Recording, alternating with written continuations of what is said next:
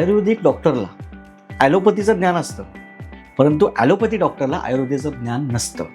अगदी खरं आहे की आयुर्वेद डॉक्टर्स जे असतात त्यांना फर्स्ट इयरपासून anatomy, physiology, toxicology in third year, surgery in last year, medicine असतं फोर्थ इयरमध्ये. तुम्हाला ट्रीटमेंट नक्की सिम्पटम अनुसार हवी आहे का रूट अनुसार, हे गरजेचं असतं. आता आयुर्वेद मेडिसिन्स म्हटले की आयुर्वेदिक डॉक्टरच त्यांना समजवतो की याला आपण मुळापासून ट्रीट करू. पी म्हणजेच हाय ब्लड प्रेशर, Yes. रक्ताचं दाब वाढणे. त्याचे कारण स्थूलता आहे, रक्तदृष्टी आहे, एन्झायटी इश्यूज, झोप न होणे, असे सगळे कारण आहेत. उत्तमपणे बरे होतात. आपलेही काही पेशंट्स आहेत की ज्यांना इन्सुलिन चालू होता, पण एका महिन्यात आपण त्यांचं इन्सुलिन बंद केलेलं आहे, 3 महिन्यात डायबिटीज रिव्हर्स केलेलं आहे. लोकल कशाला, इव्हन मोठा प्रोग्राम जरी असेल तरी सुद्धा लोक उभं राहून खातात. सो आयुर्वेदामध्ये हे कम्प्लीट चुकीचं आहे. ओके. उभं राहून खायचं नाहीये. नमस्कार. आज आपण आपल्या पॉडकास्टमध्ये अशा डॉक्टरांशी बोलणार आहोत की जे आजाराचे मूळ कारण शोधतात. डॉक्टर म्हटलं की फक्त पांढरा कोट किंवा प्रिस्क्रिप्शन नाही, तर आजार होण्या अगोदर त्या आजाराचं मूळ कारण काय आहे हे शोधणं. आज आपण स्वागत करूया डॉक्टर प्रेरणा निकम यांचं, ज्यांचं शिक्षण BAMS, ACGO, ॲडव्हान्स पंचकर्मा अशा विविध फील्डमध्ये विविध शैक्षणिक पदव्या त्यांनी संपादन केलेल्या आहेत. स्वागत करूया पुन्हा एकदा तुमच्या, आमच्या आणि आपल्या मराठी माणसाच्या हक्काच्या पॉडकास्ट चॅनलमध्ये, ज्याचं नाव आहे मधली ओळ उद्योजकतेची. प्रेरणा मॅडम, स्वागत आहे तुमचं आमच्या पॉडकास्टमध्ये. नमस्कार. थँक्यू अजित सर, मला मराठी माणसाच्या चॅनलवरती आणि हक्काच्या चॅनलवरती इन्व्हाइट केल्याबद्दल. मधली ओळ उद्योजकतेची. आजच्या पिढीला आयुर्वेद म्हणजे जडीबुटीचे काढे आणि चूर्ण वाटतं. आयुर्वेद एवढं मागासलेलं आहे का? आयुर्वेदामध्ये जे जडीबुटी किंवा काढे, जे आयुर्वेदिक औषधी आहेत, ते 1% आहे. लोकांना हा 1% माहिती असण्याचं कारण आहे की ज्यावेळेस तुम्ही लोकली पण काही लोक बघतात की ते बसलेले आणि बसलेल्या ठिकाणी अगदी रस्त्यावर म्हणतात की हे चूर्ण तुम्ही घ्या, याच्याने तुमचं अंगदुखी बरं होईल, किंवा हे चूर्ण घ्या, याच्याने तुमची बाकीच्या इतर शरीराची ताकद वाढेल. सो ह्या गोष्टी ज्या आपल्याला दिसतात ते खरं आयुर्वेद नाहीये. खरं आयुर्वेद हे आयुर्वेदिक डॉक्टरकडे जाऊन तुम्ही तुमचं शरीर परीक्षण, नाडी परीक्षण हे करून, आणि त्याच्यानंतर तुमचे नक्की दोष काय आहे, तुम्हाला काय काळजी घ्यायची आहे, किंवा तुमची प्रकृती कशी सांभाळायची आहे, मग त्यावरती जे औषधी दिले जातात त्या आहे खरं आयुर्वेद. सो आयुर्वेद हे फक्त काढा आणि चूर्ण हे बोलणं अति चुकीचं आहे. जे 1% तुम्ही बघताय ते अशिक्षित लोक त्याची मार्केटिंग करतात, म्हणून तुम्हाला फक्त ते 1% काढा चूर्ण दिसतं.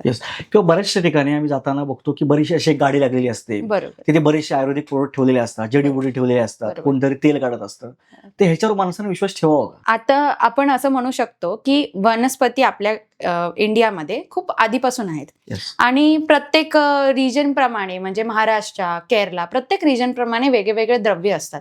सो त्या द्रव्यांचे काही वापर करून लोक आपल्या लहान मुलांना किंवा म्हाताऱ्या लोकांना त्या औषधी देऊन बरं करत असतात.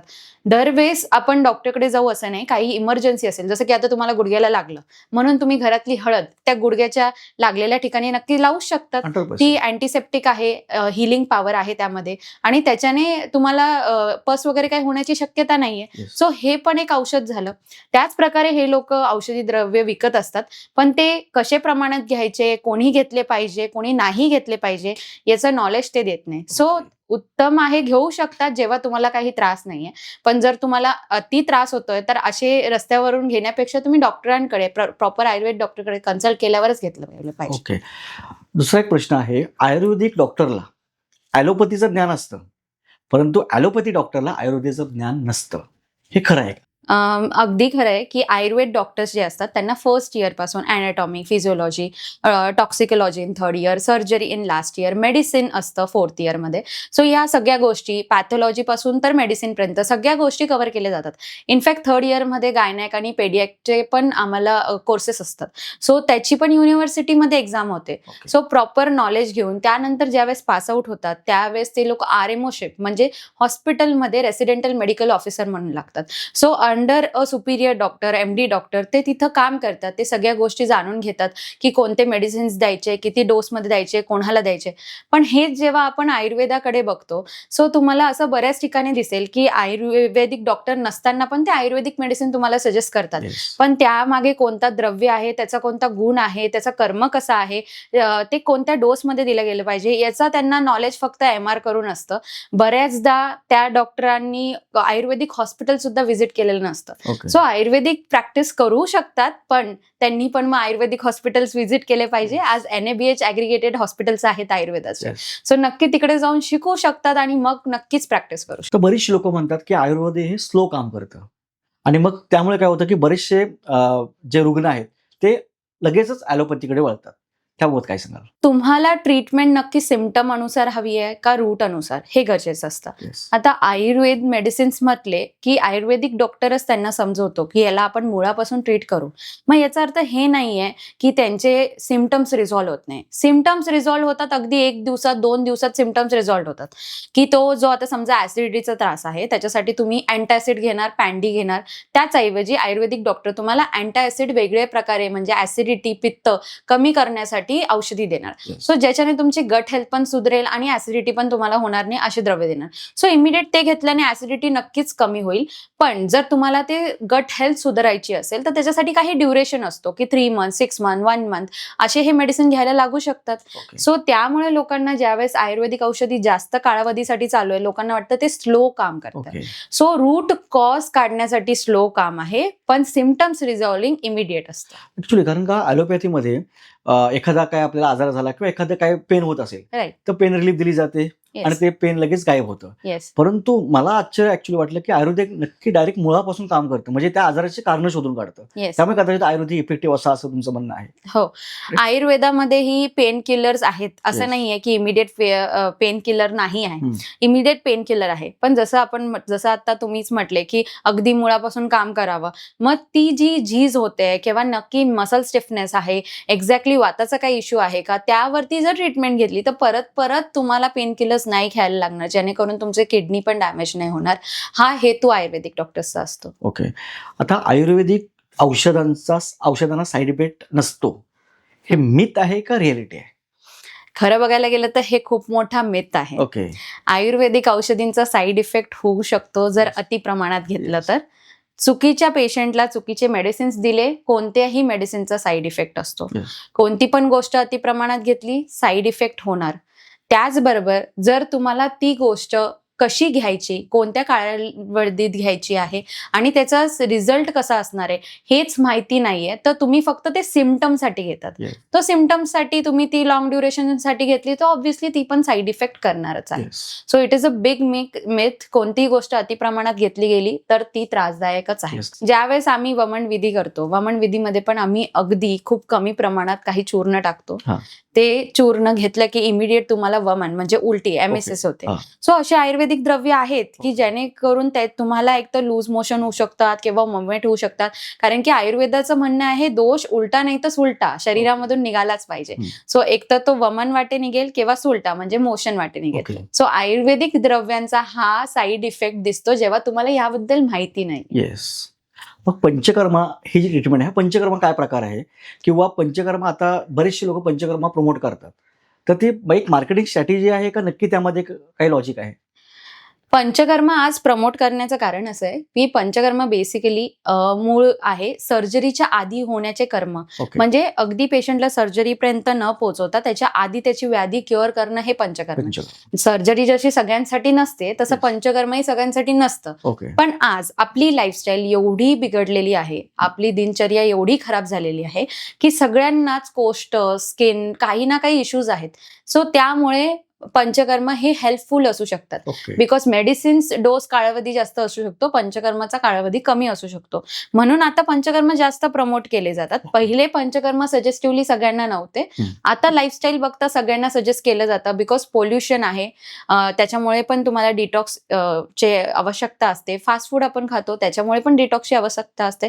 So basically whole body detox म्हणून पंचकर्म सजेस्ट केले जातात.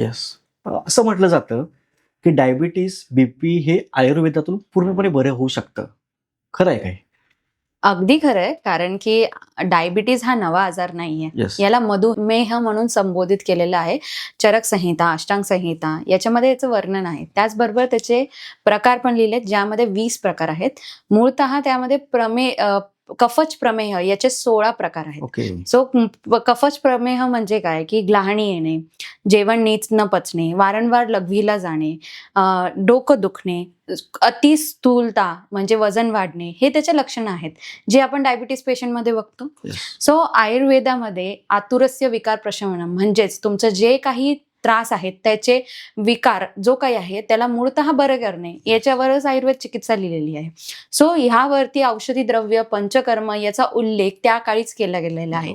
सो तो फक्त सिम्टमॅटिक क्युअर नव्हता, रूट पासून क्युअर केला गेला. म्हणजेच डायबिटीज रूट पासून क्युअर केला जाऊ शकतो. बीपी म्हणजेच हाय ब्लड प्रेशर, Yes. रक्ताचं दाब वाढणे, त्याचे कारण स्थूलता आहे, रक्तदृष्टी आहे, एन्झायटी इश्यूज, झोप न होणे, असे सगळे कारण आहेत. सो याचं पण वर्णन आयुर्वेदामध्ये केलेले आहे. त्याची चिकित्साही लिहिलेली आहे, त्याचे ट्रीटमेंट ही लिहिलेली आहे. म्हणजे Okay. जे आपण बोलतो की प्रोटोकॉल ट्रीटमेंट फॉलो केली जाते, सो प्रोटोकॉल ट्रीटमेंट पण लिहिलेली आहे. So line of treatment follow केल्याने ऑब्व्हियसली ह्या गोष्टी चेंज होतात. मग लाईन ऑफ ट्रीटमेंटमध्ये औषधी, पंचकर्म, आहार विहार म्हणजेच डाएट आणि एक्सरसाइज ह्या सगळ्या गोष्टी येतात, जेणेकरून हे कम्प्लिटली क्युअर होतं. ओके. सो मेडिसिन्स आज चालू आहेत म्हणून मग मी आयुर्वेद नाही घेऊ शकत असं नाही आहे. जरी तुम्हाला मेडिसिन्स चालू आहेत किंवा तुम्ही इन्सुलिनवरती आहात, डायबिटीसच्या मेडिसिन्स आणि इन्सुलिन, तुम्ही बीपीच्या मेडिसिन्सवरती आहात, ब्लड प्रेशरच्या मेडिसिन्सवर 1-2 मेडिसिन्सवर आहात आणि त्यानंतर जरी तुम्ही आयुर्वेद मेडिसिनकडे स्विच झाले किंवा आयुर्वेद डॉक्टरकडे स्विच झाले तर पूर्णपणे ह्या गोळ्या औषधी बंद नाही करायला लागत. पहिले ट्रीटमेंट केली जाते. Okay. ट्रीटमेंट करून प्रोग्रेस बघितली जाते. पेशंटचे जे काही शुगर्स आहेत ते कसे कंट्रोल होत आहेत, बीपी किती कंट्रोल राहतोय, वजन किती कमी होतंय, त्या अनुसार त्याच्या गरजानुसार मग ह्या मेडिसिन जे ॲलोपॅथी चालू होत्या या कमी केले जातात ओके. आणि मग याला टिपर करून बंद केले जातात, ज्याला इंटिग्रेटेड मेडिसिन प्रॅक्टिस म्हणतात. ओके. सो आजही आयुर्वेदाकडे आणि बरेच आयुर्वेदिक प्रॅक्टिशनर्सकडे बीपी आणि डायबिटीसचे मूळतः पेशंट उत्तमपणे बरे होतात. आपलेही काही पेशंट्स आहेत की ज्यांना इन्सुलिन चालू होता पण एका महिन्यात आपण त्यांचं इन्सुलिन बंद केलेलं आहे, 3 महिन्यात डायबिटीज रिव्हर्स केलेलं आहे. ओके. आणि त्यासाठी नेहमी पेशंटने ऑफलाईन कन्सल्टिंग घ्यावी असं नाही, ऑनलाईन कन्सल्टिंग घेऊन पण हे मार्गदर्शन घेऊ शकतो. ओके. तर बऱ्याच वेळेला आयुर्वेदात असं सुद्धा म्हटलं जातं की रात्री 11 नंतर झोपणं म्हणजे हे एक स्लो सुसाईडचं काम करतं. कसं काय? तुम्हाला एक गोष्ट मी सांगेल. मी लहान होती ज्यावेळेस मी गावी जायची आजीबाबांकडे. सो आजीबाबांकडे गेलो की आम्ही गप्पा मारत बसायचो. गप्पा मारायला लागलो की रात्रीची वेळ झाली आहे, सगळ्यांचे जेवण झाले आणि सूर्य मावळला आहे आणि 9 वाजलेत साधारणतः. आजी येणार आणि बडबड करणार की अरे झोपा रे, कधी उठणार, Yes. इतक्या आता झोपणार तर उठणार कधी, ओके. असं म्हणायचे. तिचं कारण होतं की सुट्टी आहे म्हणून तुम्ही उशिरा झोपू नका Yes. किंवा सुट्टी आहे म्हणून उशिरा उठू नका. त्याचं रिझन आहे की तुम्ही ज्यावेळेस जेवण करतात त्याचं टायमिंग बदलतो, Yes. त्याचबरोबर तुमचा झोपण्याचा टायमिंग बदलतो, जेणेकरून तुमची जी काही पाचन शक्ती आहे ती वीक होते. त्याचबरोबर जर तुम्ही सकाळी लेट उठताय तर मग तुम्हाला जे सकाळी केले गेलेले पाहिजे व्यायाम आणि इतर गोष्टी त्याला वेळ मिळत नाहीये. सो म्हणूनच रात्री लेट झोपणं मग सकाळी लेट उठणं हे हानिकारक आहे आणि याचा त्रास मायग्रेन, डिप्रेशन, अँझायटी ह्या रिलेटेड इश्यूज होतात.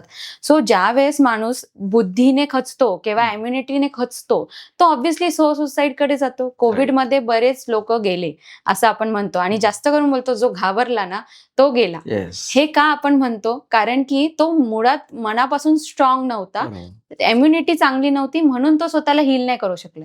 जर तुम्ही झोपेचा पॅटर्न नीट ठेवला तर तुम्ही एवढे मेमरीने एवढे इम्युनिटीने स्ट्रॉंग होतात की no disease can harm you. Okay. म्हणून म्हटलं जातं की लेट झोपणं हे स्लो सुसाईड आहे. ओके. आता बऱ्याच वेळेला अशा काही चुकीच्या सवयी प्रत्येकाने अंगीकारल्या असतात की काय होतं की त्या चुकीच्या सवयींमुळं तुमचं शरीर आतून खराब व्हायला लागतं. तर अशा कोणत्या चुकीच्या सवयी आहेत की जेणेकरून शरीराला त्याचा त्रास होतो? लोकलमध्ये गेला आहात का ट्रेनमध्ये Yes. कधी? होय. बघितलं असेल लोक उभं राहून खातात हां. है ना. पर्याय नाही. लोकल कशाला, इव्हन मोठा प्रोग्राम जरी असेल तरी सुद्धा लोक उभं राहून खातात. Yes. सो आयुर्वेदामध्ये हे कम्प्लीट चुकीचं आहे. ओके. उभं राहून खायचं नाहीये. Yes. की उभं राहून खाल्लं की त्याच्याने तुम्ही घाईघाईने खातात. Yes. पूर्ण जेवण तुम्ही चावत नाही आणि मग त्याच्यामुळे तुमचे सलायवा, एन्झाईम्स हे व्यवस्थित काम नाही करत. त्याचबरोबर आयुर्वेदामध्ये म्हटलंय की जेवणाच्या अर्ध्या तासानंतर पाणी प्या. Yes. पण मी जर तुम्हाला सांगितलं की तुम्हाला आजपासून जेवणाच्या अर्ध्या तासानंतर पाणी प्यायचंय, तुम्ही ते एक तर करू शकणार नाही आणि अर्ध्या तासाने मुळात विसरूनच जाल की पाणी प्यायचंय. Yes. त्याचं पण कारण आहे की जे काही पाचनशक्ती आहे, जी काही अग्नी आहे, त्याला आपल्याला पचन करण्यासाठी आपण त्यावर जर पाणी टाकून दिलं तर ती मंद होईल. Yes. सो त्याच्यामुळे अर्ध्या तासानंतर पाणी प्यायचं, ही बरोबर. दुसरी चूक. तिसरी सगळ्यात मोठी चूक आहे सकाळी उठल्या उठल्या उपाशीपोटी चहा कॉफी घेणे. Yes. हे खूप मोठं चुकीचं आहे आणि हे तुम्हाला कधी जर तुम्ही डेंटिस्टकडे व्हिजिट केलं आणि जर त्यांनी बघितलं की खूप तुमचे दात पिवळे आहेत किंवा खूप खराब होतात, तरी ते सांगतात की तुम्ही उपाशीपोटी चहा किंवा कॉफी घेऊ नका. का? कारण की जे काही ऍसिड वाढलेलं आहे त्यावरतून तुम्ही चहा कॉफी घेतात, जे अजून जास्त ऍसिडिक आहे. Yes. सो जेणेकरून तुम्हाला डेंटल इश्यूज जास्त होत आहेत आणि डायजेशन इश्यूज जास्त होत आहेत.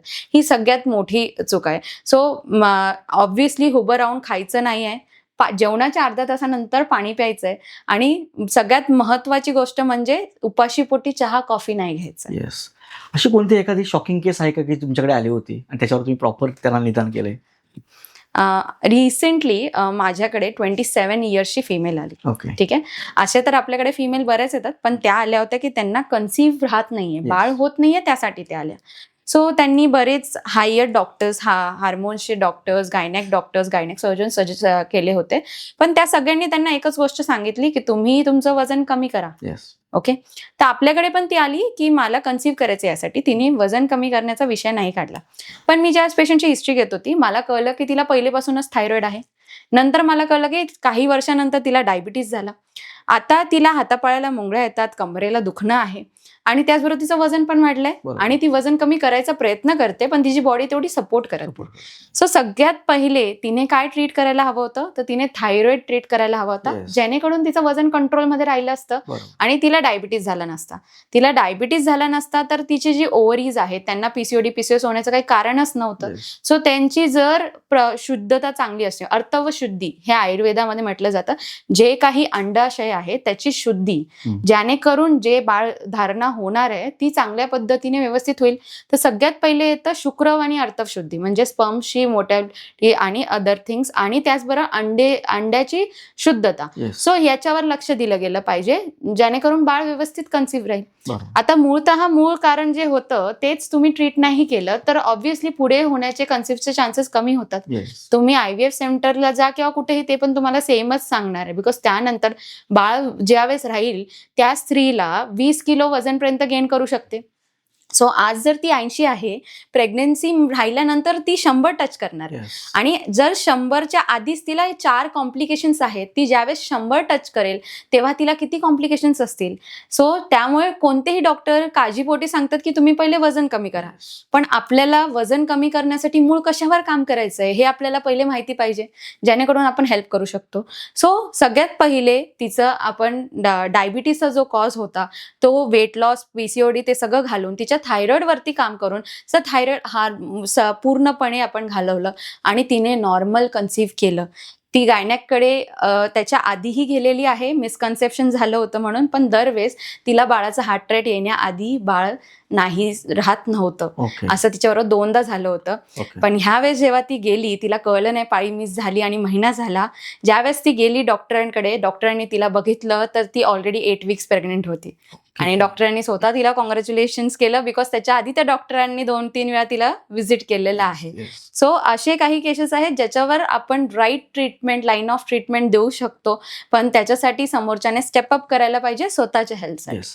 आता बऱ्याचशा गोष्टी, म्हणजे आता आपलं जे आयुर्वेद आहे जवळजवळ 5000 वर्ष जुनं ज्ञान लिहून ठेवलेलं आहे आयुर्वेदामध्ये, आणि आपण ते आता 2026 आहे, आता कदाचित आपण ऍक्सेप्ट करायला लागलोय. बाहेरच्या देशांनी ते ऑलरेडी ऍक्सेप्ट केलेलं आहे. बरोबर. मग अशा ह्या आयुर्वेदाला गव्हर्नमेंट सपोर्ट करतं का? आयुर्वेदाचा एस्पेशली आता ज्यावेळेस मोदी होते Yes. तेव्हा जो सपोर्ट भेटला आहे तो ऍक्च्युली खूप खरा आणि चांगला सपोर्ट आहे. Yes. आयुष मंत्रालय तर आधीच फॉर्म केलं गेलं, पण आपले कॉन्व्होकेशन्स जे व्हायचे इंटरनॅशनल कॉन्व्होकेशन्स, त्याच्यासाठी बऱ्यापैकी गव्हर्नमेंटची हेल्प लागते. बिकॉज तिथं आपल्याला काही लोक बोलवायचे असतात, गव्हर्नमेंटचे काही सपोर्ट्स लागतात, काही गोष्टी प्रमोट करायच्या असतात, जसं की लाईफस्टाईल, योगा आसनं वगैरे.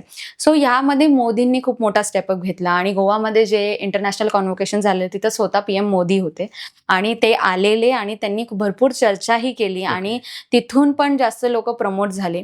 सो येस, आता मी म्हणेल की गव्हर्नमेंट खूप छान पद्धतीने आम्हाला सपोर्ट करतंय आणि आता आम्हाला आमची पॅथी करायला ना भीती वाटते, ना स्वतःसाठी स्टूडअप करायला कोणत्याही गोष्टीचं फंड्स वगैरेसाठी टेन्शन येतं. बिकॉज आता आम्हाला माहिती आहे की आम्ही जर 10 बेडचं हॉस्पिटल बांधलं तर गव्हर्नमेंट आम्हाला NABH ॲग्रिगेटेड आयुष मंत्रालय करून आम्हाला परमिशन भेटते. त्यासाठी आम्हाला फक्त 10 बेडचं हॉस्पिटल बांधायचं आहे. सो ही मोठी आम्हाला एक हेल्प भेटलेली आहे गव्हर्नमेंटकडून and we are really thankful for that. Yes. Ayush मंत्रालय आणि बरेचसे आता जो प्रवाह दिसतोय, जसं की आपण भारतीय पाश्चिमात्य देशांच्या संस्कृतीकडे वळतोय, वेस्टर्न कंट्रीजकडे जातोय आणि वेस्टर्न कंट्रीज किंवा पाश्चात्य देश हे आपली संस्कृती जोपासतात. जसं की योगा त्यांनी स्वीकारला, आयुर्वेद त्यांनी स्वीकारलं. हे काय चाललंय म्हणजे आज अब्रॉड कंट्रीजमध्ये आयुर्वेदिक डॉक्टर्सला पंचकर्म सेंटर्स टाकायला कम्प्लीट सपोर्ट देतात. Yes. दुबईमध्ये सुद्धा की तुम्हाला फक्त तुमची जी आयुर्वेदिक प्रॅक्टिस आहे ती 10 इयर्सची जर असेल तर तुम्हाला तिकडची गव्हर्नमेंट पूर्ण सपोर्ट करते तिथं पंचकर्मस आणि आयुर्वेदिक सेंटर्स ओपन करायला. त्याचं रिझन असं आहे की त्यांनी बरेच कालावधी fast food specially bread, Yes. आपल्याकडे मूळतः जेवणामध्ये चपाती असते, Yes. त्यांच्याकडे मूळतः जेवणामध्ये ब्रेड Bread असतो. असतो. सो मैदा हा प्रकार खूप खाल्लाय जेणेकरून त्यांना कोलेस्ट्रॉल वाढले, शुगर झाले, फॅटी लिव्हर झाल्या. त्याचबरोबर तिथं अल्कोहॉलचं प्रमाण, बिकॉज तिथं पहिले कल्चर असं होतं ना की थंडी होती, थंडीमुळे अल्कोहॉल कन्झम्पशन होतं, पण नंतर ते एक हब झालंय, party hub, cool hub. So everywhere alcohol खूप कॉमन झालं, ज्यानेकरून त्यांच्याकडचे जे काही क्रॉनिक डिसीज होते ते वाढले आणि त्यांना तिथं जेव्हा क्युअर नाही भेटत की तिथं फक्त सिम्टमॅटिक क्युअर आहे. सो त्यांचा क्रॉनिक डिसीजेसकडचा जो पेशंटचे फुटफॉल होते ते वाढत गेले.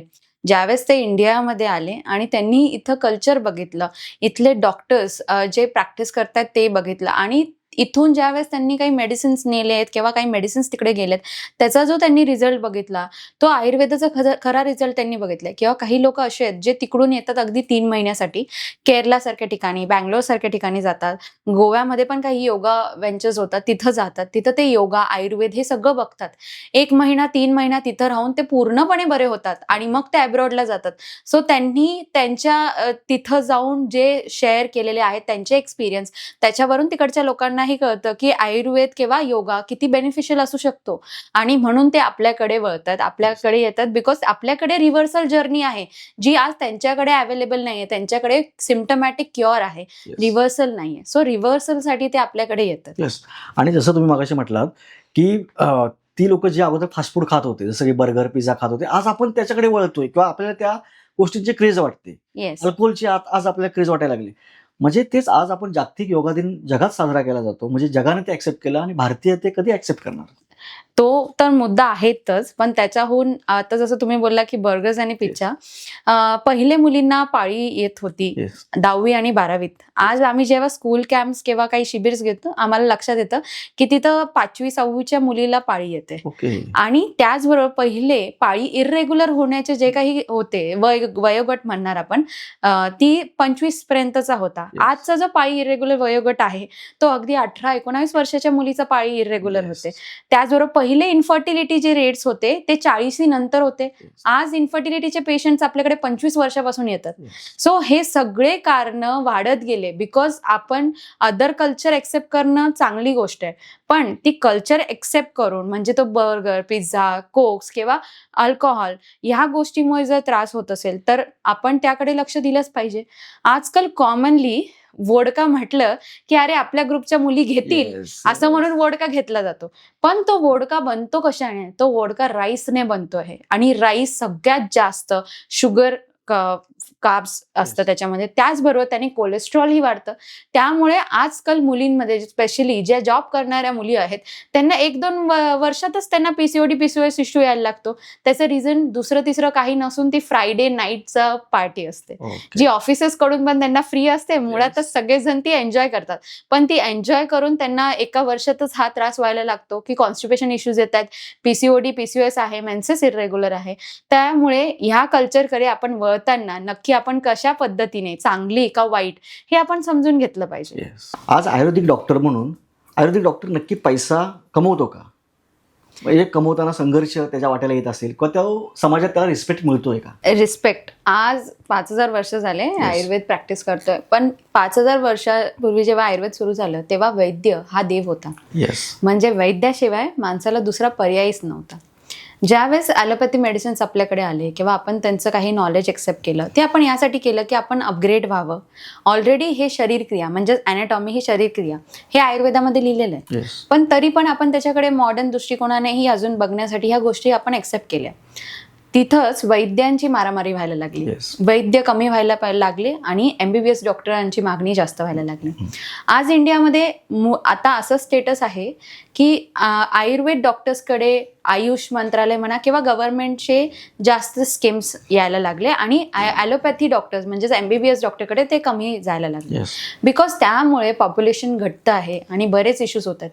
सो आज पण आयुर्वेद हे लढतच आहे. ज्यावेळेस कधी पण एक गोष्ट उठते कोर्टामध्ये, आता रिसेंट 3 वर्ष झाले असतील ह्या गोष्टीला, की सर्जरीची मान्यता, एक MBBS डॉक्टरला सर्जरीची मान्यता दिली आणि परमिशन्स पूर्ण आहे. Okay. पण ज्यावेळेस तुम्ही BMSचं सेम 4.5 वर्ष शिक्षण घेऊन त्यानंतर मास्टर्स MD सर्जरी करतात 3 वर्षाचं, त्यानंतर हॉस्पिटल इंटर्नशिप करतात 2 वर्षाची, हे सगळं कंप्लीट केल्यानंतर पण त्यांना सोलो सर्जरीची परमिशन्स नव्हती. येस. त्याच्यावरती विरोध होता. सो हे ज्यावेळेस केस फाईल केली गेली आणि ती दाखवलं गेलं की ऍक्च्युली आचार्यच पहिले होते, सुश्रुत आचार्यच पहिले होते, Yes. ज्यांनी सर्जरिकल इन्स्ट्रुमेंट्स काढले, ज्यांनी पहिली कॉस्मेटिक सर्जरी केली, ज्यांनी पहिले सर्जरीज ऍक्च्युली कशा कराव्या याचा नॉलेज दिलं आणि ते आजही फादर ऑफ सर्जरी आहेत आणि चरकांचं मोठं स्थापना केली गेलेली आहे अमेरिकामध्ये आणि अदर कंट्रीजमध्ये पण. मग आपल्याकडे आपण ती गोष्ट का एक्सेप्ट करत नाहीये? सो हे जेव्हा प्रूफ दिलं गेलं तेव्हा गव्हर्नमेंटकडून ॲब्डॉमिनल सर्जरीज हे MS आयुर्वेद डॉक्टर्सही आज करू शकतात याची परवानगी आली. सो स्ट्रगल म्हटला तर आहे, कारण की दरवेळेस आपल्याला प्रूफ करायला लागतंय की आपली पॅथी असून आपण आपल्या कंट्रीमध्येच ह्याबाबत लढतो आहे की का प्रॅक्टिस करावी आणि कसं करावे. त्याचबरोबर जेव्हा आयुर्वेदिक डॉक्टर म्हटलं की आता तुम्हीच म्हटलात की डायबिटीज आणि BP रिव्हर्सल होऊ शकतो का, याबद्दल मी सांगण्यापेक्षा बरेच आर्टिकल्स आहेत Yes. की जे सांगतं की आयुर्वेदामुळे रिव्हर्स होऊ शकतं. बरेच डॉक्टर्स आहेत ते सांगतात, पण तरी पण आयुर्वेद डॉक्टरांकडे जायचं म्हटलं की लोकांना कंटाळाच येतो. येस. त्याच वेळेस ते ॲलोपॅथी डॉक्टरकडे जाऊन अगदी, मी असं नाव नाही घेणार, पण सांगणार त्यांना की मला असा त्रास आहे, तो डॉक्टर 2 मिनिटात गोळी घेणार आणि तुम्हाला पाठवणार. काही लाईफस्टाईल चेंज नाही सांगितलंय, कशामुळे झालं ते सांगितलं नाही, कसं करायचं आहे ते सांगितलं नाही, कंट्रोल कसं होणार ते सांगितलं नाही, पण तरी पण ते औषधी आपण घ्यायला एक्सेप्ट करतो. पण ज्यावेळेस तुम्ही आयुर्वेद डॉक्टरकडे जातात आणि ते तुम्हाला औषधी देतात, प्रश्न असतो हा सेफ आहे का, हा मला किती वेळ घ्यावा लागेल, येस. याच्याने मला त्रास तर नाही होणार.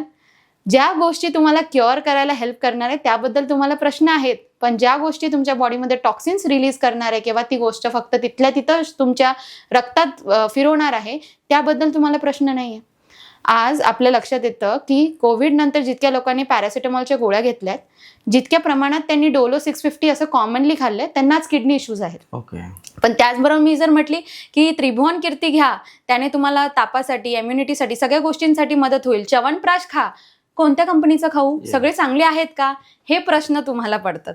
सो असे प्रश्न तुम्ही सगळ्या डॉक्टर्सला विचारा, असं मी म्हणेल. तो संघर्ष नक्की आमचाही कमी होईल आणि सगळ्यांचाच कमी होईल. पैशाबद्दल मी बोलू शकते की डिपेंड करतं. जर मी आज आयुर्वेद शिकली आहे आणि मी कॉन्फिडेंटली आयुर्वेद प्रॅक्टिस करते, सो मला पैशाची अडचण नाही आहे.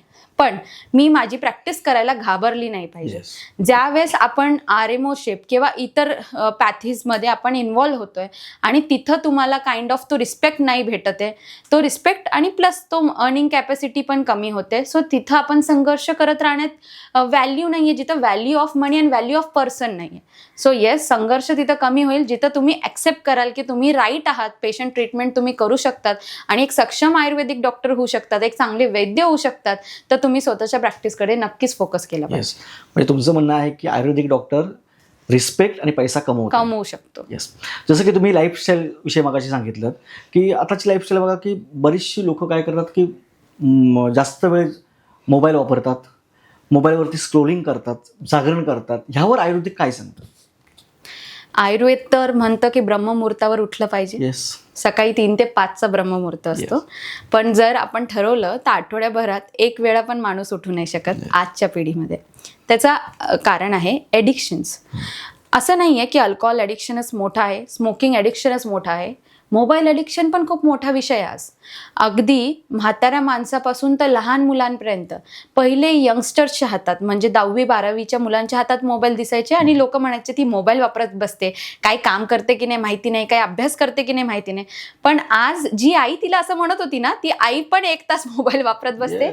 तिचे वडीलही वापरत बसतात, तिचे बाबाही वापरत बसतात. आणि असं असल्यामुळे जे घरातले लहान मुलं आहे, अगदी 1 वर्षाच्या खालीपर्यंत जे लहान मुलं आहे, त्यांना मोबाईल ॲडिक्शन्स होतात आणि त्यांना मोबाईल ॲडिक्शन ना व्हावं याच्यासाठी सेशन्स घ्यायला लागतात. सो आपणच ॲक्च्युली आपल्या पुढच्या पिढीला हार्म करतोय आणि आपल्या पुढच्या पिढीला चुकीच्या गोष्टी सांगतोय. मोबाईलमध्ये ज्या गोष्टी आपण आज बघतो ना, ते तुमच्या आमच्यासारखे माणसंच सांगतात, एंटरटेनमेंटच करतात. पण ज्या एंटरटेनमेंटसाठी तुम्ही पैसा नाही भरत आहे, तो एंटरटेनमेंट जो फुकट आहे तो तुम्हाला ॲडिक्शन लावणारच. जसं की मी माझ्या मित्राच्या बरोबर बाहेर गेली आणि त्या मित्राने मला अल्कोहोलची सवय लागली. पहिल्यांदा तो मला बोलेल की चल माझ्याकडून पी, दुसऱ्यांदा तो म्हणेल माझ्याकडून पी, तिसऱ्यांदा तो म्हणेल मी 2दा पाजला, आता तू मला पाज. मोबाईल पण तसाच मित्र आहे. पहिल्यांदा तो फ्री देतो, दुसऱ्यांदा फ्री देतो, त्याच्यानंतर रिचार्ज, त्याचे सबस्क्रिप्शन, ह्या गोष्टी वाढतात. सो त्या मित्राकडे चांगलं म्हणून बघायचं का वाईट म्हणून बघायचं हे तुम्ही डिसिजन घेतला पाहिजे आणि त्यावर काम केलं गेलं पाहिजे. आता एखाद्या आईला म्हणजे त्या मुलाला एका कोणत्या गोष्टीत एंगेज करणं खूप कठीण वाटतं, परंतु हा मोबाईल घे आणि तुम्हाला त्रास देऊ नको हे अगदी सोपं वाटतं. बरोबर. ह्याच्याकडे तुम्ही काय सल्ला द्याल? आज खूप सारे कोर्सेस येतात ज्याच्यामध्ये चाइल्ड एंगेजिंग ॲक्टिव्हिटीज केल्या जातात. म्हणजे आता साधारणतः तुमच्या घरामध्ये एक सेलोटेप आहे आणि वुडन कपाट आहे. तुम्ही त्या सेलोटेप त्या वुडन कपाटाला छोट्या छोट्या तुकड्यांमध्ये लावा, त्याला काही बलून्स लावून द्या. ते मूल बराच वेळ ते बलून्स काढण्यामध्ये बिझी असतं. सो तुम्हाला त्या बिझी असलेल्या मुलं ते करायला पण तुम्हाला बराच वेळ लागतो. पोरांना चार्जिंग पॉईंट्स खूप आवडतात, म्हणजे चार्जरला पिन लावणं खूप आवडतं. सो ते करण्यासाठी पण त्यांना जर तुम्ही प्लगकडे न बसवता एका ठिकाणी बसवलं आणि खूप सारे वायरी आणि अडॅप्टर्स दिलं घरातले, तरी ते लावत बसणार, त्याच्यात पण त्याचा वेळ जाईल. सो तुम्हाला लहान मुलाला एंगेज ठेवण्यासाठी टीव्ही किंवा मोबाईलची गरज नाहीये. तुम्हाला पर्याय शोधायचे की त्याला काय आवडतं ज्याच्यात मी इन्व्हॉल्व त्याला ठेवू शकतो. माझी मुलगी 1 वर्ष 1 महिन्याची आहे आणि ती आज पेन धरून पेपरवर चिरखडते.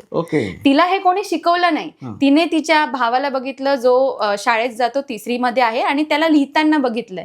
ती ते त्याच्या कंपोस्ट मधून काढून ती पेपरवरती लिहायचा प्रयत्न करते. बिकॉज तिने ते सतत बघितलं की संध्याकाळी आपला दादा येतो आणि हे करतो. सो ती ते करते. जर तिचा दादा येऊन जर मोबाईल बघत असेल तर ती पण मोबाईल बघण्याच्याच मागे लागेल.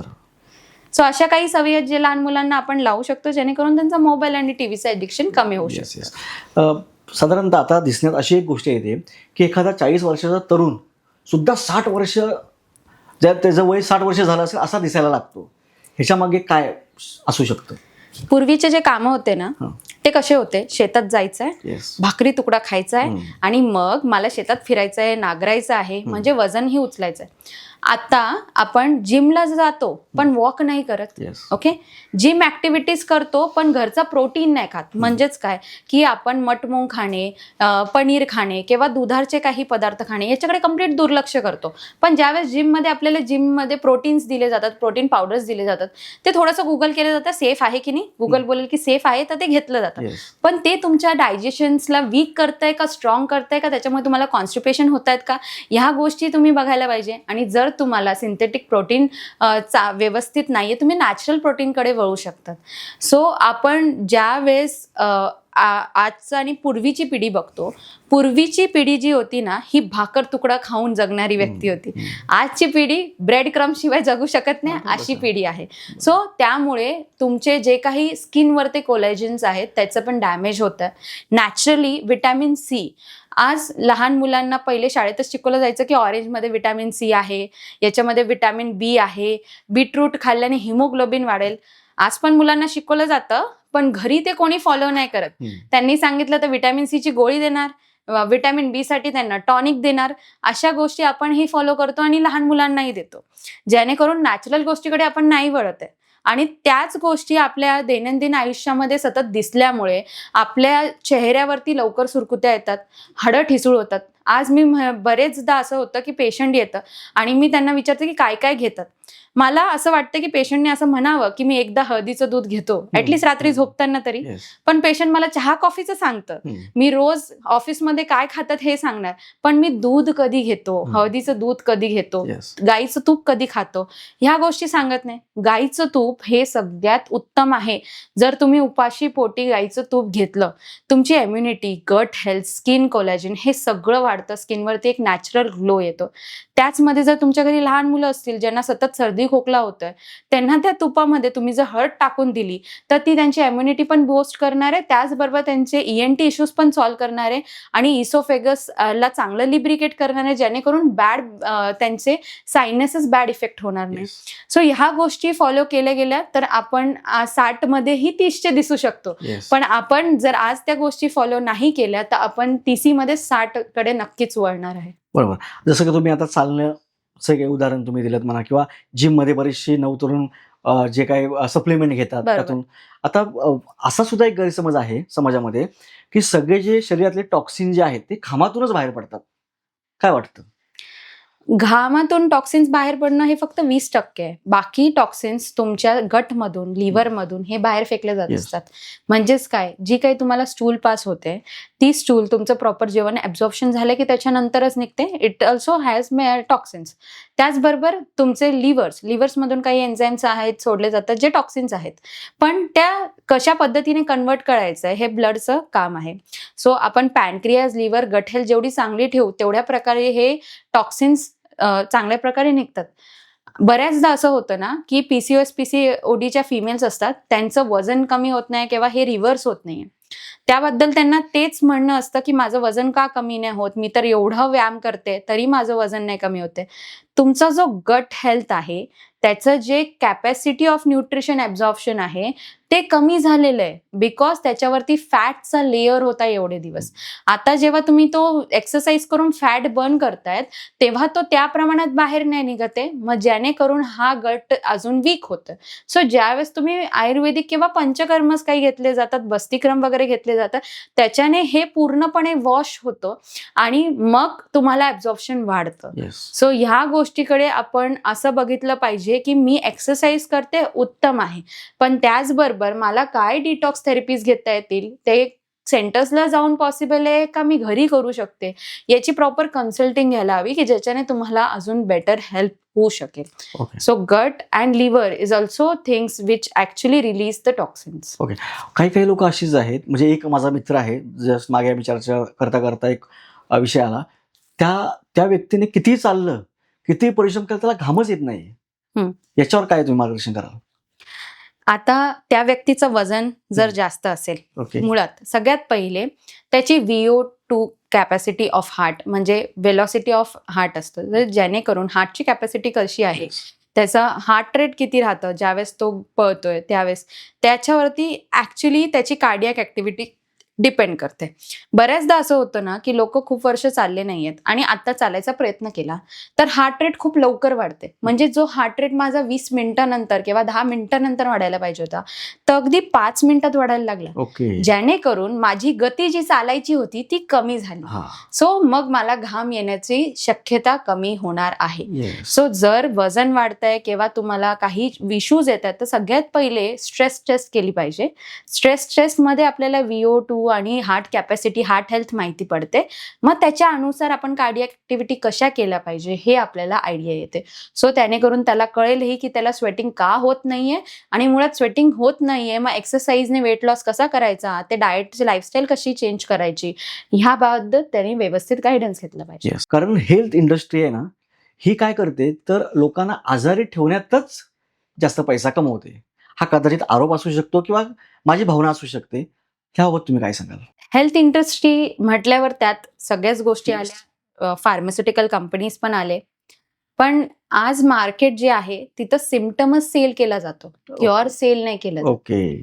ज्या वेळेस आपण कोणतं तेल घ्यायला जातो आणि त्यांनी सांगितलं की ह्या तेलाने तुमचे केस वाढतील, ठीक आहे, तुम्ही उत्सुकतापणे ते तेल किती महाग राहिले ना तुम्ही घेऊन घ्याल. कसे वाढतील, काय कारणाने माझे केस गेले हे नाही फाइंड आउट करणार. सेम गोष्ट आहे की आज मला कोलेस्ट्रॉल आहे सो त्या कोलेस्ट्रॉलची गोळी द्या, पण ते कोलेस्ट्रॉल झालं कसं, ते शरीराच्या बाहेर काढू शकतो का ह्याबाबत विचार केला गेला नाही जात. सो सिम्पटमॅटिक सेलिंग होते, क्युअर सेलिंग नाही होत. क्युअर सेलिंग हा याच्यासाठी पण नाही होत कारण की तो जो काही पिरियड आहे तो कमी ड्युरेशनचा होईल. सिम्पटमॅटिक सेलिंग, सिम्पटम्स चालतच राहतात, मेडिसिन आपण घेतच राहतो. पण एकदा जर ती व्यक्ती क्युअर झाली तर परत ती मेडिसिनकडे वळणार नाही. कोलेस्ट्रॉल ही आज अशी गोष्ट आहे जी शरीरात ठेवण्यासारखी नाही. It is a bad fat and cholesterol शरीरात ठेवून तुम्हाला हार्टचे इश्यूज आणि लिव्हर इश्यूज, किडनी इश्यूज होतात. सो त्याचबरोबर जर तुम्हाला कोलेस्ट्रॉल शरीराबाहेर जर काढता येत असेल तर तुम्ही त्याला गोळी घेऊन का स्टोअर करताय. ओके. सो आयुर्वेदामध्ये ज्या काही पद्धती आहेत त्या पद्धती फॉलो करून तुम्ही कोलेस्ट्रॉल रिव्हर्स करू शकता. सो त्याच्यासाठी गोळी घेत राहण्याची गरज नाहीये. And this is what market is now, selling the symptoms not the cure. Yes. जसं की तुम्ही आता ह्यावर एक्सप्लेन केलं, ॲलोपॅथी इंडस्ट्री आणि तुमची आयुर्वेदिक इंडस्ट्री भविष्यात क्लॅशेस होऊ शकतात. क्लॅशेस आजही आहेत. आजही आहेत. आजही आहेत. त्याच्यासाठी भविष्याची गरजच नाहीये. ज्या वेळेस आयुर्वेदिक डॉक्टर एक हॉस्पिटलमध्ये काम करतो त्याचा काहीच क्लॅश नाहीये. तो प्रोटोकॉल फॉलो करतोय, जे सिनियर बोलतात ते करतात. पण ज्यावेळेस आयुर्वेदिक डॉक्टर हा सेपरेट काम करतोय आणि ज्यावेळेस त्याच्याकडे पेशंट येत आहे आणि त्यांना भले BP असू दे, शुगर असू दे, काही त्रास असू दे आणि आम्ही म्हणणार की तुम्ही हे ट्रीटमेंट सुरू करा आणि स्लो अँड स्टेडी तुमचे सिम्पटम्स रिझॉल्व्ह होतील, मग आपण मेडिसिन कमी करू शकतो. पण समोरचा पेशंटला असतं की मी माझ्या MD डॉक्टरांकडच्या सल्ल्याच्या बिना मी औषधी बंद नाही करणार. मग आम्हीही सांगतो की हो तुम्ही त्यांचे सल्ले घेऊच शकतात. जर तुमचं BP कंट्रोल आहे, शुगर कंट्रोल, तर तेही तुमच्या गोळ्या औषधी कमीच करतील किंवा बंदच करतील, तुम्हाला त्याच्यासाठी ते मदतच करणार. पण बऱ्याचदा असं होतं की ज्यावेळेस एक पेशंट जाईल तेव्हा नाही, 2 पेशंट जाईल तेव्हा नाही, पण असे जेव्हा 10 पेशंट त्यांच्यापर्यंत पोहोचतात की मला ह्या ट्रीटमेंटने माझा डिसीज मूळ पहा गेला, तर तो कुठेतरी माणसाला लागतो. आणि ते दोघीकडे क्लॅशेस आहेत. मी म्हणेल की तिकडेही 5 वर्षाचं शिक्षण आहे, इकडेही 5 वर्षाचं शिक्षण आहे.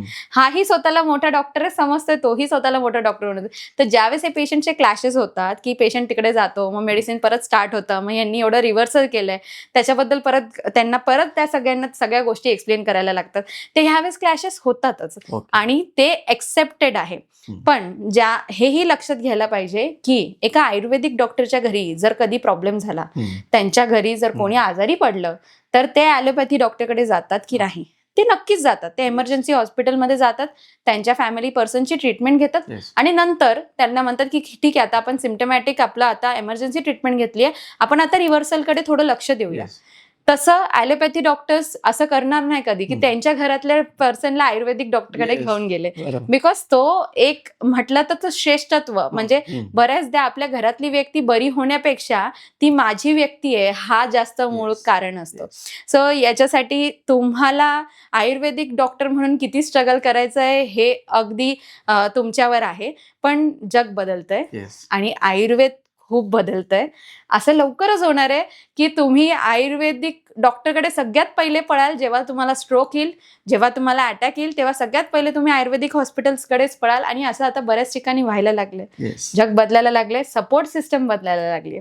सो फ्युचर क्लॅशेस नाही मी म्हणणार, थोडेफार मतभेद आजही आहेत आणि ते मतभेद नॉलेज नसल्यामुळे आहेत. बरोबर. जसं आम्हाला नॉलेज आहे की बाबा अटॅक आल्यानंतर किंवा स्ट्रोक आल्यानंतर किती मिनिटात काय केलं पाहिजे, तसं त्यांना आमच्या इमर्जन्सी बद्दल किंवा आमच्या वैद्यकरणाबद्दल काहीच माहिती नाहीये. त्यामुळे ते क्लॅशेस आहेत. आजचा माणूस आजारी नाही तर कन्फ्यूज आहे. काय वाटतं तुम्हाला?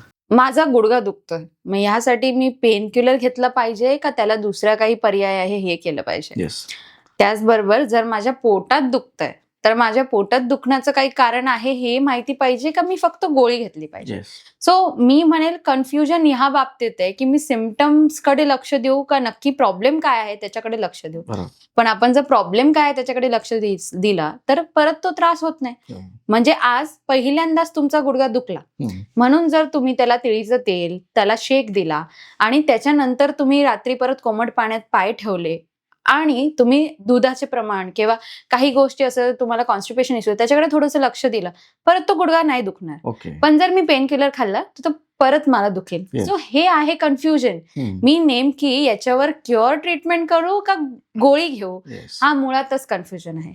दुसरं कन्फ्युजन आपल्याला असं दिसतं की आता मी जिमला जातोय म्हणून मी आहारामध्ये बदल केलाय. बरोबर. ठीक आहे. पण ज्या वेळेस तुम्ही व्यायाम सुरू करतात पहिले तुम्हाला फॅट बर्नसाठी लघु आहार म्हणजे आहार हलका असला पाहिजे याच्याकडे लक्ष दिलं पाहिजे, जेणेकरून तुम्हाला एक्सरसाइज मध्ये अजून जास्त एनर्जी येईल, बरोबर. मदत होईल. पण तसं न होता 6 अंडी खाणे, प्रोटीन चांगलं घेणे, दूध 2-2 लिटर पिणे अशा गोष्टी घडतात, जेणेकरून कोष्ट अजून कूर होतं, अजून कॉन्स्टिपेशन होतं आणि बॉडी हेवी होत जाते. ओके. सो कन्फ्युजन नक्की काय फॉलो करावं आणि कसं फॉलो करावं याच्यावर आहे. येस. आणि ह्याचं सगळ्यात मोठा गोष्ट येते रील्स म्हणून, जी आपण वारंवार बघतो. वेगळ्या आपण त्याच्यावर सोल्युशन्स बघतो की तुम्हाला वजन कमी करायचं असेल तर हे करा, वजन वाढवायचं असेल तर हे करा, तुम्हाला तुमच्या पोटाची चरबी कमी करायची हे करा, गुडघ्याचं दुखणं सॉल्व्ह करायचं हे करा. पण त्याच्यामागचं ज्ञान, त्याच्यामागचं संपूर्ण ज्ञान ज्या व्यक्तीला आहे त्या व्यक्तीला आपण कन्सल्ट केलं पाहिजे. ओके. अर्धवट ज्ञान हे नेहमीच डेंजरस आहे. पहिलेही होतं, आजही होतं. आज डॉक्टरांकडे गेल्यावर तुम्ही डॉक्टरांची डिग्री चेक करा. इन्स्टेड ऑफ तो डॉक्टर खरा आहे की नाही हे बघा, त्याच्याकडे सर्टिफिकेशन आहे का मेडिसिन देण्याचं ते बघा, MCIMचं रजिस्ट्रेशन आहे का ते बघा. इन्स्टेड ऑफ गुगल करण्यापेक्षा की तो डॉक्टर चांगला आहे की नाही, त्यापेक्षा त्यांनी डिग्री घेतली की नाही हे बघा. येस. हे मुळातच गरजेचं आहे. हा सगळ्यात मोठा कन्फ्युजन आहे. आज आपण मार्केटमध्ये जातो, ब्रेड घेतो तरी एक्सपायरी डेट चेक करतो. येस. पण आज आपण ज्या डॉक्टरकडे जातोय त्याच्याकडे डॉक्टरची डिग्री आहे की नाही हे हा, आपण मोठा चेक केलं जात नाही. आणि हा सगळ्यात मोठा प्रॉब्लेम आहे आजच्या जनरेशनचा म्हणण्यापेक्षा आजकाल सगळ्यांचाच, नॉट जनरेशन ओनली. आता असंही आहे की जोपर्यंत एखाद्या क्लिनिक किंवा हॉस्पिटलची इन्स्टावर मार्केटिंग होत नाही त्या डॉक्टरकडे पेशंट जात नाही. येस.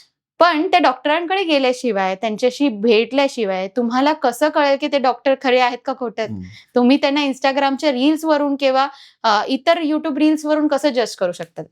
आज असे बरेच प्रॅक्टिशनर आहेत इंडियामध्ये, जे आता रिसेंटच शार्क टँकची एक रील होती जी व्हायरल झाली की तिथं एक न्यूट्रिशनल प्रॅक्टिशनर होता तो, आणि त्यांनी डायटिशियनचा कोर्स केलेला, असं त्याच्याकडे कोणतं तरी सर्टिफिकेट होतं आणि त्याच्या बेसिसवरती तो डिसीज क्युअर करतोय हे तो ठामपणे सांगत होता.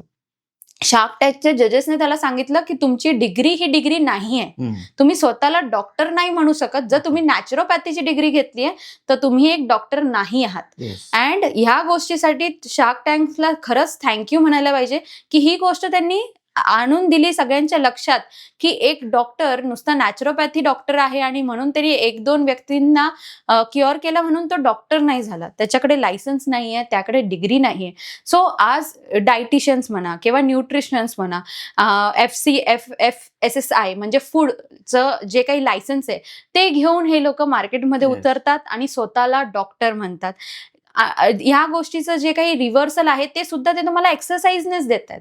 हे तुम्ही त्यांच्या शिवायही करू शकत होते, पण त्यांची जी मार्केटिंग स्ट्रॅटेजी आहे, डिजिटल मार्केटिंग स्ट्रॅटेजी, ती एवढी तुम्हाला अट्रॅक्ट करते की तुम्ही त्या गोष्टीकडे न कळत वळतात. सो येस, कन्फ्युजन इथं आहे की डॉक्टर नेमकी रील्स वरती फेमस पाहिजे की त्याच्या डिग्रीने चांगला पाहिजे, हा मोठा Yes. कन्फ्युजन आहे. आणि दुसरी गोष्ट, जसं की तुम्ही म्हटलात की आम्ही काय करतो तर आजार डायरेक्ट क्युअर करतो, म्हणजे आम्ही डायरेक्ट तिथून मुळापासून तो आजार कसा उत्पन्न झाला किंवा त्याच्यावर काय आपल्याला उपाय करू शकतात याच्यावरती आम्ही केअर करतो. मग जर असं झालं, जर प्रत्येक आजार किंवा प्रत्येक रुग्णाचा आजार जर का तिथूनच मुळापासूनच जर का नष्ट आयुर्वेदाने होत असेल, मग ॲलोपॅथीची दुकानं चालतील कशी? आता जसं मी तुम्हाला बोलली की एमर्जन्सी काही आला, तुमच्या घरातही काही एमर्जन्सी आलं, सगळ्यात पहिले तुम्ही कुठे पळाल तर एमर्जन्सी हॉस्पिटलमध्ये Yes. पळाल. त्याच्यानंतर जर ते घरी डिस्चार्ज होऊन आले आणि मग तुम्हाला वाटतं की नाही मी याबाबत थोडंसं त्यांच्याकडे फोकस करावा, तर तुम्ही एखाद्या आयुर्वेदिक डॉक्टरकडे जाणार. ॲलोपॅथीची दुकानं ही ॲलोपॅथीचे दुकानं म्हणण्यापेक्षा फार्मॅकोलॉजी येस. आज जी चालते आहे ती पेशंट्समुळे नाही चालत आहे. येस. जे लोक आहे ना, नॉर्मल लोक, ते ती चालवतात. आज तुम्ही बघाल तर मार्केटमध्ये जे पेन किलर्स किंवा पॅरासिटामॉल किंवा जे काही आपले मेडिसिन्स आहेत कॉन्स्टिपेशन वगैरेशी, त्याच्यावर जास्त यांची सेलिंग आहे.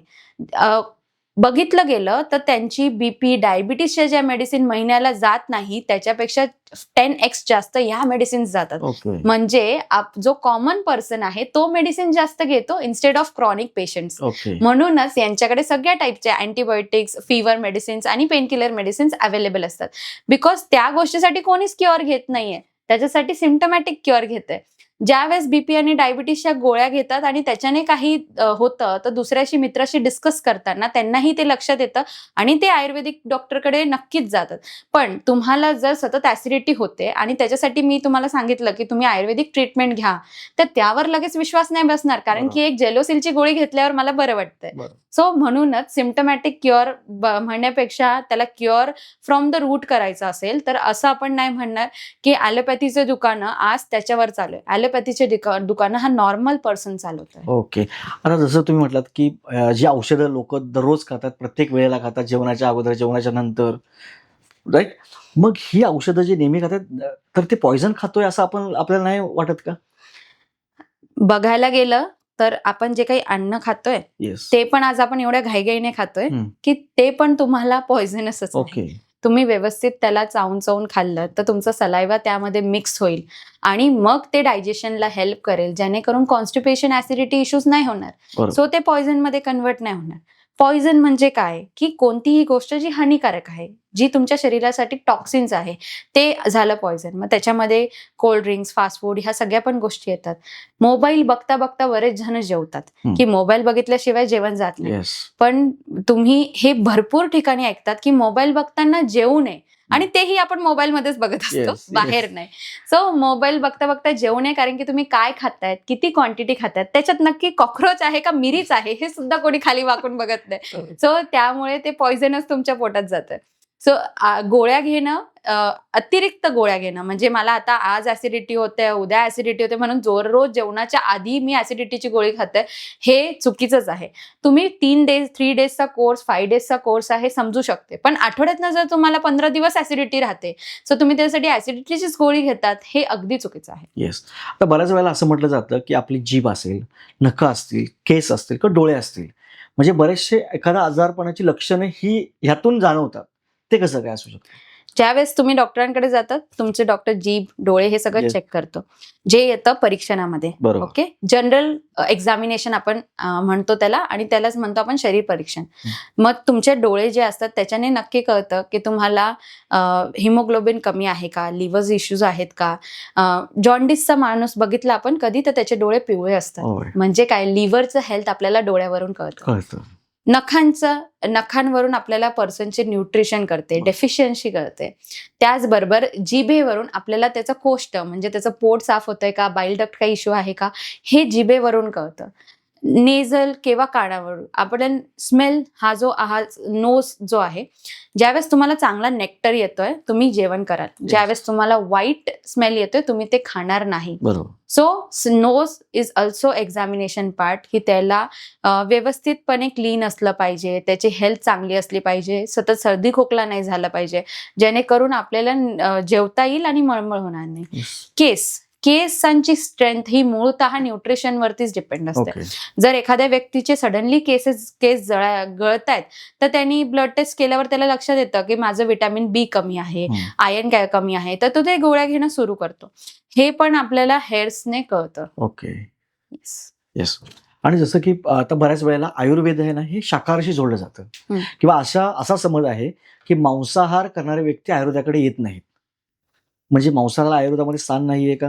किंवा बहुतांश असं म्हटलं जातं की मांसाहार करणारा व्यक्ती आयुर्वेदाकडे वळत नाही. याबाबत काय सांग? श्रावण महिना आला तेव्हा सगळ्यांनीच नॉनव्हेज थांबवलं. त्याचं कारण काय की त्यावेळेस नॉनव्हेज खायचं नाहीये. त्याचं कारण सगळ्यांना असं वाटतं की जे फिश आहेत किंवा ते त्यांचा रिप्रोडक्शन टाइम चालू आहे, तुम्ही नॉनव्हेज खायचं नाहीये. पण ते जे लिहिलं गेलं त्याचं कारण असं होतं की तेव्हा तुमचं कोष्ठ म्हणजे पोट हे वीक आहे, ज्याचं पाचन वीक आहे, त्याच्यामुळे तुम्हाला ते पचणार नाही. सो म्हणून मार्गशीर्ष महिन्यात खायचं नाहीये. तसंच जर तुम्हाला कोलेस्ट्रॉल असेल तर कोलेस्ट्रॉल मूळतः मटनमुळे जास्त वाढतं, त्याच्यामध्ये बॅड कोलेस्ट्रॉल जास्त आहे, म्हणून मटन खायचं नाहीये.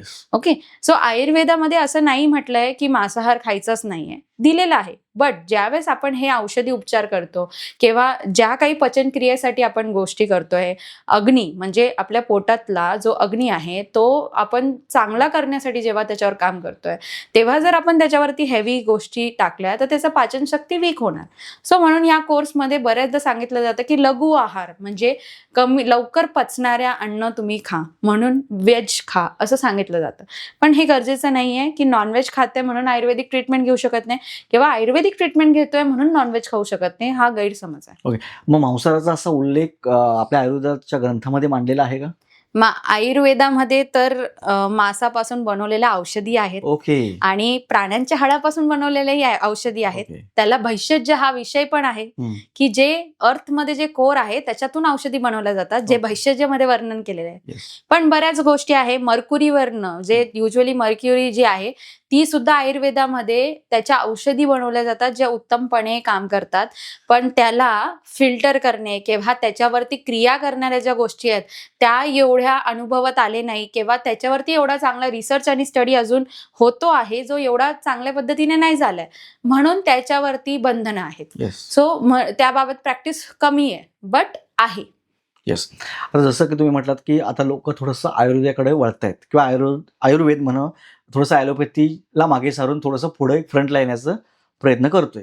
तर असे जे काही नवीन उद्योजक आहेत, नवउद्योजक आहेत, त्यांना ॲज अ करिअर म्हणून आयुर्वेदामध्ये यायचं असेल तर त्यांना तुम्ही काय सल्ला द्याल? Yoga instructor, proper yoga courses येतात 1 इयरचे, जे याच्यानंतर तुम्ही योगा इन्स्ट्रक्टर म्हणून लागू शकता. योगा इन्स्ट्रक्टर हा मोठ्या इन्स्टिट्यूट पासून तर छोट्या इन्स्टिट्यूट पर्यंत आज सगळ्यांना गरज आहे. योगाचं वर्णन पण पतंजलीमध्ये आयुर्वेदामध्ये श्री पतंजलींनीच दिलेलं आहे. सो तो एक पाथ आहे. त्याचबरोबर आज जे नवीन आयुर्वेदिक डॉक्टर्स किंवा मी म्हणेल जे BMS पास आउट आहेत त्यांनी लवकरात लवकर आयुर्वेदिक प्रॅक्टिस सुरू करावी, जेणेकरून त्यांना तो रिस्पेक्टसाठी फाईट नाही करावं लागणार. आणि जे ह्या फील्डमध्ये प्रॅक्टिस करायला घाबरतायत की बाबा मी ह्या फील्डमध्ये आयुर्वेदिक डॉक्टर म्हणून काम करू की नाही, तर त्यांनी बिंदासपणे आयुर्वेदिक डॉक्टर म्हणून काम करावं. कॉम्पिटिशन किंवा फिअर ऑफ फॅक्टर्स देणारे खूप असणार आहेत, पण जर तुम्हाला तुमच्या पाथीवरती विश्वास आहे, तुम्ही जर ती पाथी एवढे 5 वर्ष शिकला आहात तर नक्कीच त्याचा तुम्ही तुमच्या व्यवसायात किंवा तुमच्या प्रॅक्टिसमध्ये त्याला उतरवू शकतात. यामध्ये व्यवसाय म्हटले तर बरेच आहेत, पण आज नॅचरोपॅथी डॉक्टर्स म्हणतात की मी नॅचरोपॅथी लोक म्हणतात मी डॉक्टर्स आहेत आणि ते मोठे मोठे सेंटर्स टाकायला घाबरत नाही, तर एका आयुर्वेदिक डॉक्टरने डिग्री घेतल्यावर का घाबरावं? सो नक्कीच ह्या क्षेत्रामध्ये उतरू शकतात. आणि जर सामान्य व्यक्तीलाही ह्या क्षेत्रात उतरायचं असेल तर MUHS युनिव्हर्सिटीमध्ये बरेच कोर्सेस आहेत, जे कोर्स तुम्ही 10वी-12वीच्या बेसिसवरती करू शकतात आणि ऑर्गॅनिक प्रोडक्ट्स किंवा ऑर्गॅनिक रिसर्चमध्ये उतरू शकतात. त्याबाबत तुम्ही प्रॅक्टिस करू शकतात आणि याच्यावरती मोठं करिअर ही तुम्हाला हेल्प करायला बरेच गायडन्सेस आहेत, डॉक्टर्स आहेत, आयुष मंत्रालय पण आहे. सो त्याबाबत रिसर्च करण्याला MUHS साईटवरती नक्की एकदा चेक करायला पाहिजे की तुम्हाला कोणते कोणते कोर्सेस आहेत. डायटिशियन कोर्सेस आहेत, आयुर्वेदाचे वेगळे आहेत. डायटिशियन कोर्सेस आज आपल्याला माहिती आहे न्यूट्रिशन डायटिशियन कोर्स येतो, जो लोकांना डाएट कसं द्यायचं, काय खायला पाहिजे यावर आहे. पण जो आयुर्वेदिक डाएट आहे ती पद्धत कम्प्लीट वेगळी आहे.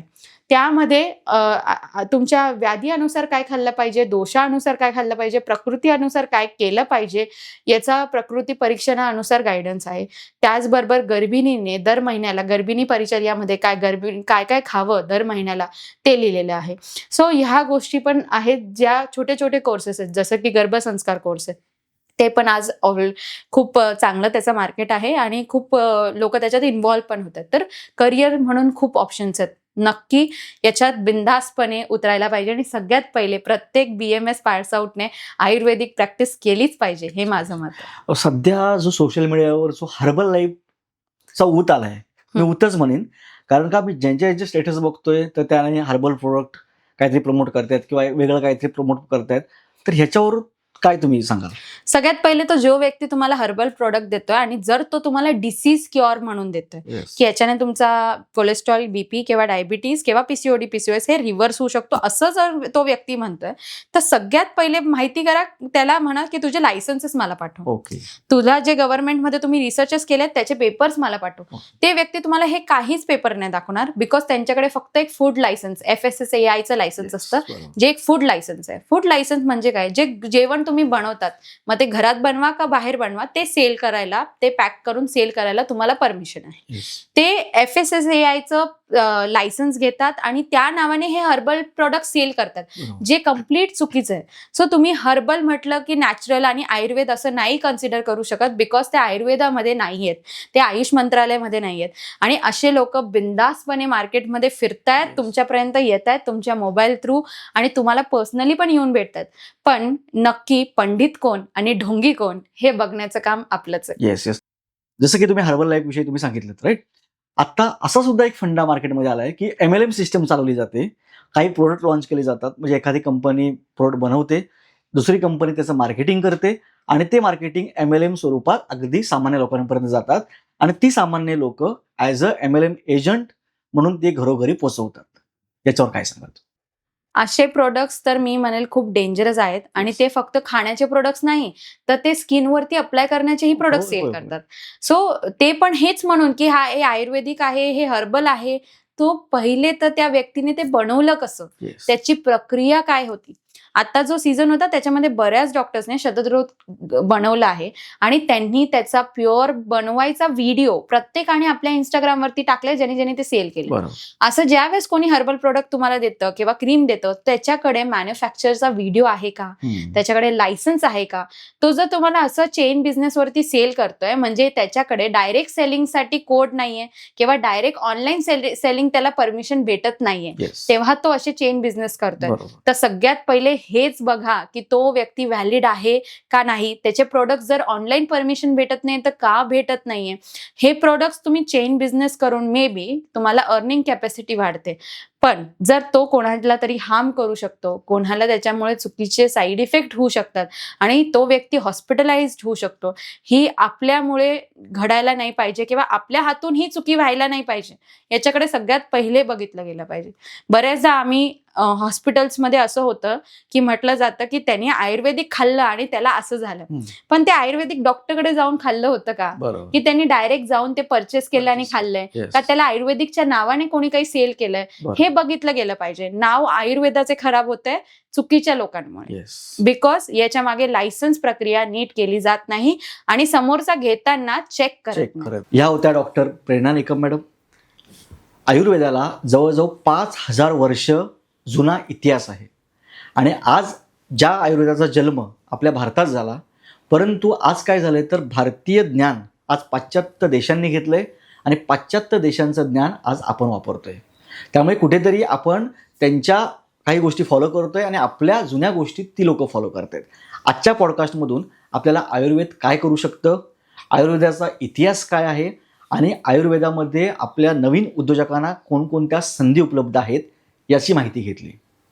तर आजच्या पॉडकास्टमध्ये मधली ओळ उद्योजकतेची या मराठी व्यावसायिकांच्या पॉडकास्टमध्ये आल्याबद्दल प्रेरणा मॅडम आपलं मी अगदी मनापासून आभार व्यक्त करतो आणि तुम्ही अतिशय चांगल्या प्रकारे आमच्या नवीन उद्योजकांना माहिती दिलीत.